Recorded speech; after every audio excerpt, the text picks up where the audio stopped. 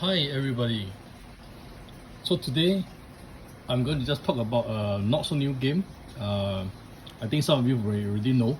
This is Tainted Grail from Awakened Realms. I will actually start with some description of my setup on my table here, and how I am playing and tracking some of the stuff, and then I'll talk about the way I store the game, as well as how I organize them, and so on. So let's go right in. So first thing first is I think with sleeving, if you didn't really buy the official sleeve packs, which I think they will give you an additional box, I'm not so sure, at least for Ether Fields they do. So what I did was I only sleeved very few cards. So for the bigger cards, I only sleeved all the instruction sheets, the quicks. I mean, this is like the cheat sheets, I think you call them. They give you all the overviews, they give you all the symbols, as you can see here. They tell you the action sequence, and there will be 1 or 2 additional cards depending on which campaign you're playing. So I'm already at the 3rd campaign, the Age of Legends, and this is the card that comes with the Age of Legend. But of course, unfortunately, I think they should actually have made 1 more card, because there's actually some of the attributes of the enemies that's actually not listed on a helpful card like this. So if you look at the original campaign, yep, here you have this. You have all the enemy traits listed with summaries, but that's not available in the Age of Legend, and you have to refer to the book for that. And they actually did that for the Last Night. I do not know why they didn't do it for the Age of Legend, and that was like kind of the only thing that I have to complain about right now. Okay, so in terms of organizing my character sheet, so I'm playing Named, and you can see that all the various additional stats are already put here. I did not even bother to fill up these 2 holes, because as you can see already, she's quite powerful. She's supposed to have all the 5 points here already, with 3 add-on points. It really depends on how you go about playing it, because I have preferred not to reset my character between the campaigns totally. So I kept her stats.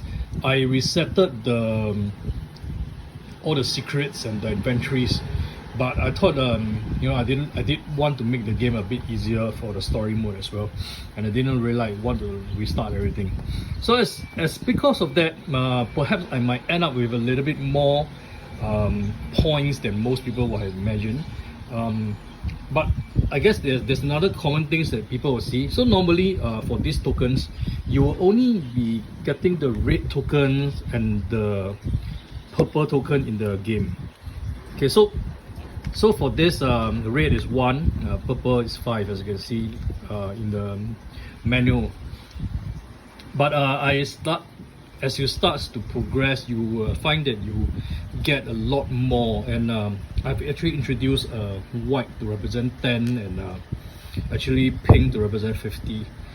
And there's blue color for mana, because I think it will just look nicer. Look at the cubes and mana, so that's pretty good. So that it's a different color. I mean, I could like change all the 5 different colors, but then that would be like a bit quite troublesome when you were to like, you know, set it up. I also had changed the trackings from the red cubes to yellow cubes for the 3 stats. Playing in adventure mode, not using the limiter. There's also a black cube, which I have already kept because I'm not playing the Last Night. So in the Last Night, there's additional attributes which causes, which actually comes from the cold, and it actually limits your HP. So there is actually you can actually have a blocking with the black cubes here. Okay, so that's so much for the board. I didn't really change any of the boards here. So you can see this is like the standard boards you get. Also, unfortunately, Nyan doesn't have her own board, so she has to like, you know, steal one of the boards from the other characters. These are the cards. So donkey cards, I have not really integrated yet. I just realized that I have this pack of cards that I did not use, so I will quickly introduce them in the next chapter, I think, but that means you have to quickly go buy this donkey at with one wealth, and nope, that's not it. That's upkeep. You buy it from the town, I think. Yes, 3 wealth to gain the reference card.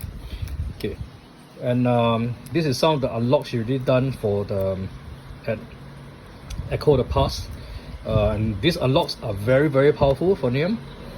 Okay, so I kept a pack of sleeve because as your deck, your diplomacy deck and your combat deck gets more and more, you will actually get more new cards, and I only sleeve them when I get the cards. That's actually to optimize for storage. As for the inventory, I kept them in this way. So as you can see, I have like multiples of certain. I'll just pick up those items that I'm actually using. And the rest I actually basically just have like a storehouse that I kept all the stuff. And then what I do was for the secrets, I actually keeps it on the different sheets. So you see here, you get all the secret cards. I mean, there might be some spoilers here, so I'll not be like zooming in too much, but you can see all the secret cards numbers are here, so it's very easy to review them. And you can actually even split them into like, I have all the companions one side, the armor one side, weapons one side, so that you can actually easily access and pick and choose which shield, which weapon you want to bring into the combat. Okay, so talk a little bit about the components I have here. That are, some of these are not standard components. So for the man hill, you will actually get the figurine.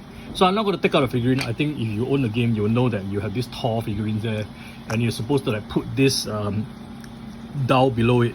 So the dial has some numbers. Some of the digits are easy, but some of them are pretty cryptic. Like there's a 7. It's easy to tell when you have 6 and 8 beside it, but not so. And it's a bit hard to see if you don't pick it up. Imagine it's like placed this way, and there's this thing shadowing it. So actually I only use this when I need to like flip the dial. There are certain times you need to flip it. So instead, because there's only 8 counters here, I'm using this 8-sided dice to represent one of the man heals. I have actually 3 of these dice that I picked up from my other RPG stuff to represent the various man heals. So I have 3 of them. They are pretty easy to set up in that case, and they are guardians that actually causes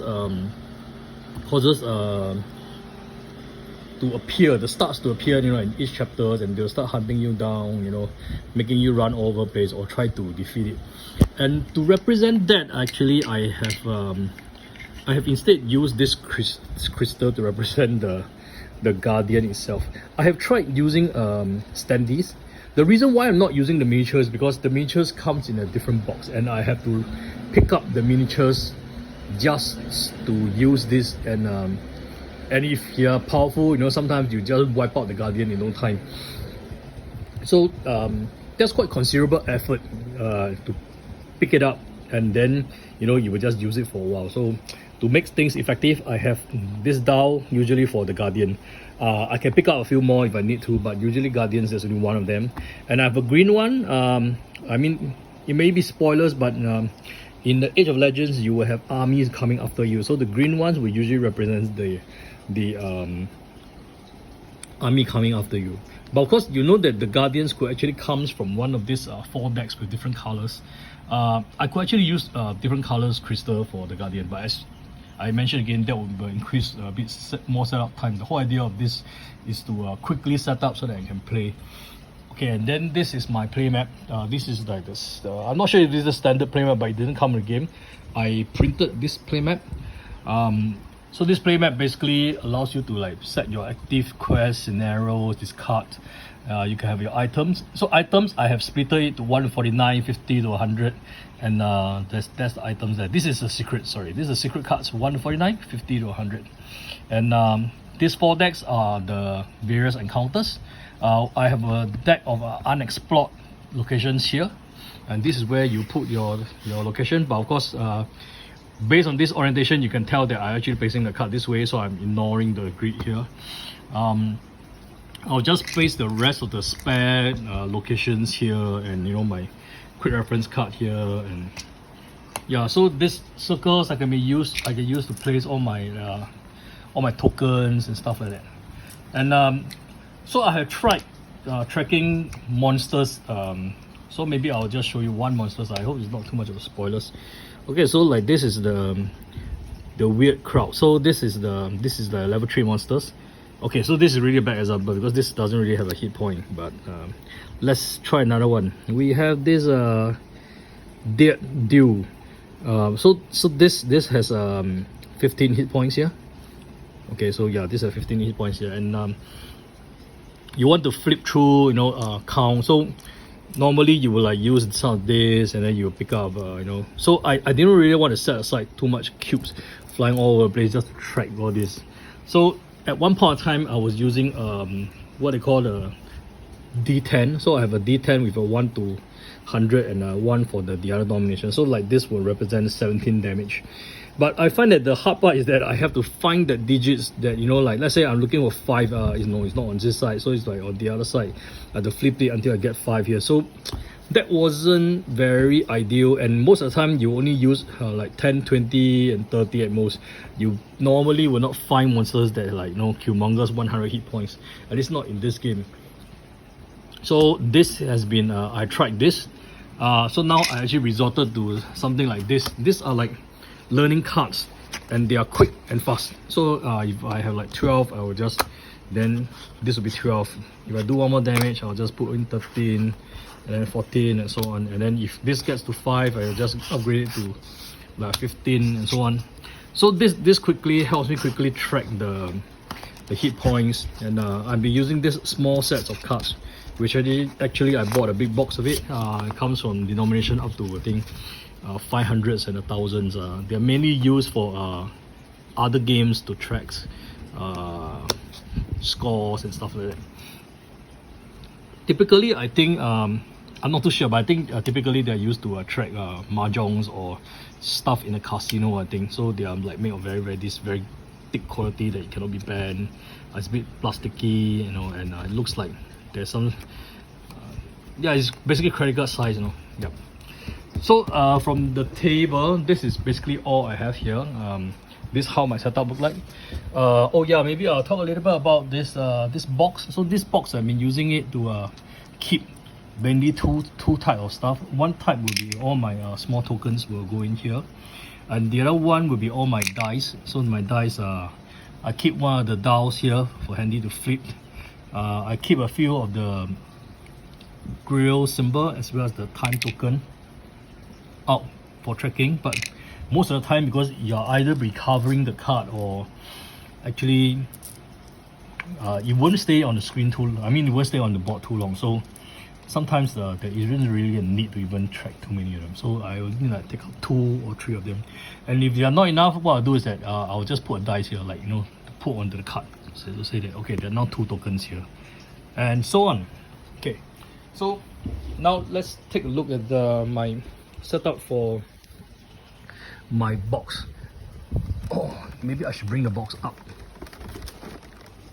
Okay, I'll bring the box to the table. Yeah, here, this is the box. So first, I'll talk a little bit about the organization, because I think this is what a lot of people has been looking at, and I look at Board Game Geek. A lot of people are asking, so how do you actually store all the content and everything like this? So as you can see, the dice, I don't really use it, as these are just normal D6 dice, which actually I have a metallic D6 dice, yeah, which I can use for that. Let me just keep this here before so the figurines, I just keep it as it is. I will actually use the actual figurines. Okay, and these tabs, right, I will actually post a link below to link it to the Board Game Geek page, where you can download the tabs. So basically the tabs are custom for each campaign. So they're like for the Fall of Avalon, there will be one set. There'll be one set for the Last Night, and there'll be one set for the Age of Legends. So I'm already using the Age of Legends set. Let's go through some of it. So Age of Legends has actually significantly more cards. So what I'll have here is actually all the secret cards, like 1 to 49, 50 to 100, as you can see on the table there. So these 2 stacks will go back here nicely. the items will go here. So I'll just show you like how I put back the items. So like this, the items. So the items will go in here. Okay, so this where the items will go in. Yep. And this is where all the skill cards are, the remaining skills that I have not picked up. Okay, so they comes with tabs for easy recognition. These are the 4 characters. So I actually replaced names for Carlins because I'm using the blue set. There'll be a little space, then I store all the additional tokens. This will also be like this is the limiter which I didn't use. So the 4 characters are here, so the various tokens you can see here, and the dials as well. But this is the main part. So how I usually will store this is that they comes with tabs, and these tabs are all quite useful. So let's start from the back perhaps. So from the back I have the advanced deck for the various characters. So I will cover Carlin's one with names. Okay, and then what I'll do is that actually I'll put all her cards here. So this the diplomacy and the combat decks will actually just go back here, and then I'll just pick it up when I need to for the next game.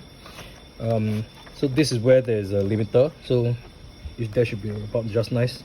So you will see that there's a lot of space here, but actually when you like will put all these cards back in, it will be just nice. So the green encounter, grey, purple, blue, these are all the encounters that are supposed to go back in here. There are some cards that are not in there because they are like the super dangerous boss, you know, like the 5-star, and then the 1-star has been already phased out because I already been halfway through in the Age of Legend. And the rest of it are the events. So let's start from the beginning. Here I have all the, these are all the tabs and that they're really originally given, plus all those dying and going insane cards. So if you don't really use them that much or you want quick access to it, I just put it here in the first tab here. So the first one that comes here is all the special events. So this will be like the A to the special A to whatever number that is. Okay, so this will keep here, and then I have the random encounters. So random encounters also is a different deck on its own. Then followed by upcoming events. So this will be arranged like from the next chapter I have, it will be chapter 10 and then to 15 all the way here. And these are like chapter 1 to 9, those that are already played. So they fall under the completed events. I don't have any save cards. Actually, I probably can put a guardian here if I know I meet any guardians, but right now I'm not really using them. So this, as you can see, this whole box will give me all the content for Age of Legend, and I only need to take out this box in order to play. So I will provide the link to the how to create these tabs, and this is already the swap version as compared to the Fall of Avalon. So for Fall of Avalon, these tabs will all be the same. You will have the various deck for Fall of Avalon, as well as the last night. It's just that the characters here will be different. So you will have different characters here, and then you will have the revealed location and the shown location will still be the same tabs. I have kept in between here is all those locations that has been removed. So here are the unrevealed one, those are the revealed one, and this is the one that's been used. And when you are playing the next campaign, basically you just need to swap in these cards, and then you just keep the tabs, and then you swap in the different deck, which allows you to like play your campaign through one box only. This is a pretty handy way to go ahead and set out the game quickly, fast, without too much setup time and tear down time. I'm going to grab something here. Okay, so this is the rest of the stuff that I kept here. I only kept the rulebook because sometimes I might need to recall the rulebook, as well as you need, of course, you need the journal itself, the exploration journal. There will be sometimes you need to refer to certain things inside here, but mainly I use the apps. So I printed out this. This is what I call the Standee version. So instead of using the humongous miniature, I tried to use this Standee for the Guardians. But what I have problem with is that I'm playing in a windy environment, and the Standee itself actually is acts as like a sails. It gets blown across the board, or get blown down. So that is not really so ideal for me, which actually why in the end I switched over to using just the crystal to represent stuff. And and I have the various sheets from the various previous campaign. I have this scoreboard which I used to keep this, and then you can see all my status tracking, for saving games. So basically that's what I really want to cover about the Tainted Grail. Not really too much into spoiling the stories or talk about stuff, but maybe after I complete the game I can actually post one talk about the story, about what I think about it. But so far so good. I think I really like the game. The story is fantastic. It's not your typical King Arthur story, and there's a lot of darkness in it, and as well as a lot of this is human decision, things that there's no such thing as right or wrong. It's just a matter of how you're choosing to do certain things, and there are consequences of your choices. So that's what I really like about this game. Okay, I guess so. That's all I want to talk about. You probably don't need to see the other box. I think yeah, the other box are pretty standard. I think I will just stop here. If there's anything you would like to comment, you can just leave a comment below. I will post a link to the tabs, as well as the various links to other stuff. But if you're interested to buy some of these tokens and stuff, you probably can leave a comment there. I'll try to answer them. That's all. Thank you for watching. Thank you very much. See you again in the next video.